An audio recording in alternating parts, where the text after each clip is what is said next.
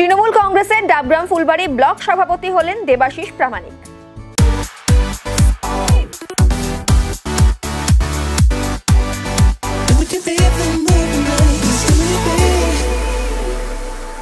আগে প্রায় ৮ বছর ব্লক সভাপতির দায়িত্ব সামলেছিলেন দেবাশিস প্রামাণিক।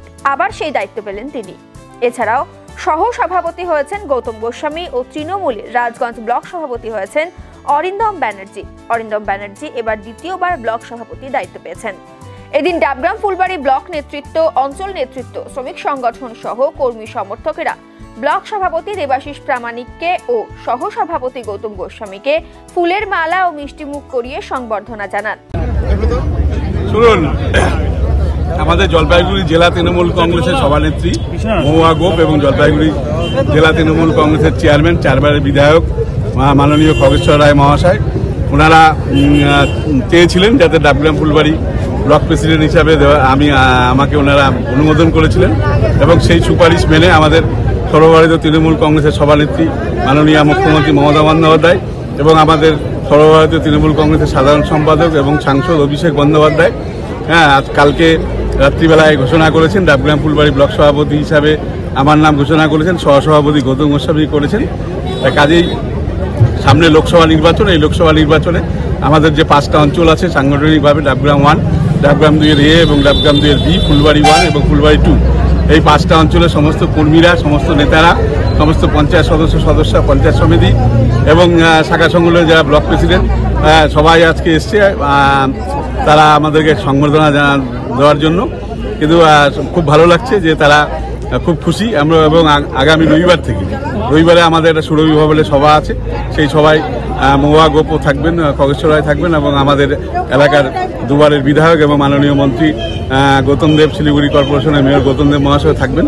সেদিনকে আমরা সমস্ত কর্মীদেরকে, সমস্ত বুথ সভাপতি, সমস্ত আমাদের 5টা অঞ্চলের বুথ সভাপতি এবং পঞ্চায়েত সদস্য, পঞ্চায়েত সমিতির সদস্য, অঞ্চল কমিটির যত সদস্য আছে, অঞ্চলের প্রধানরা, তৃণমূল কংগ্রেসের মহিলা শাখা সংগঠনের ব্লক সভাপতি, আইএনটিটিসি ব্লক সভাপতি থেকে আরম্ভ করে মাইনরিটি এবং SC ST OBC এবং জয় হিন্দ বাহিনী সমস্ত শাখা সংগঠনের সবাইকে ডাকা হবে।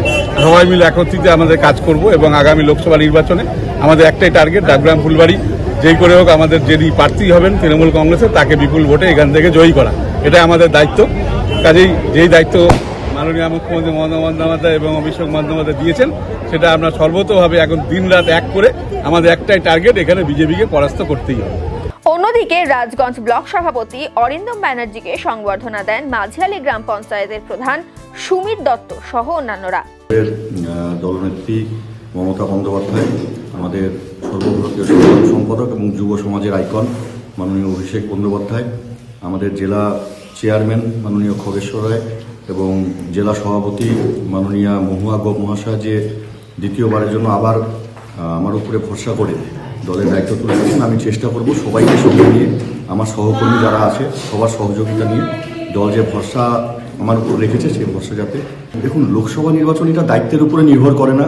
মমতা ব্যানার্জি সৈনিক, আমরা দিদি সৈনিক হিসাবে লোকসভা নির্বাচন আমাদের বাংলার জনগণ মন অধিনায়ক নায়িকাকে ভারতবর্ষের বুকে প্রতিষ্ঠিত করে দিদির যে প্রকল্পগুলো, সুযোগ সুবিধা আমাদের বাংলার মানুষ পাচ্ছে, সেই সুযোগ সুবিধাকে আমাদের ভারতবর্ষের প্রত্যেকটি ভাই বোনের কাছে পৌঁছে দেওয়ার লড়াই আমাদের। এবং সেই লড়াই খালি দায়িত্ব পাওয়ার জন্য নয়, দলের সৈনিক হিসাবে আমরা লড়াই। ভালো লাগছে, দল দায়িত্ব দিয়েছে, যারা সহকর্মী আমার, যারা একসঙ্গে লড়াই করে এসেছি দীর্ঘদিন ধরে, তারা সবাই আনন্দিত, তারা সম্বর্ধনা জানাচ্ছে। তবে এই সম্বর্ধনা সেই দিনকাই সম্পন্ন হবে যেদিনকা আমরা একটা বিপুল পরিমাণের লিড নিয়ে জয় আমরা দিদির হাতে 2024-এ তুলে দিতে পারব। 50,000 लोगों को अपनी मंजिल से है जोड़ा और नई उत्साह के साथ आए हैं फिर से थामने आपका हाथ। श्री शांति होंडा।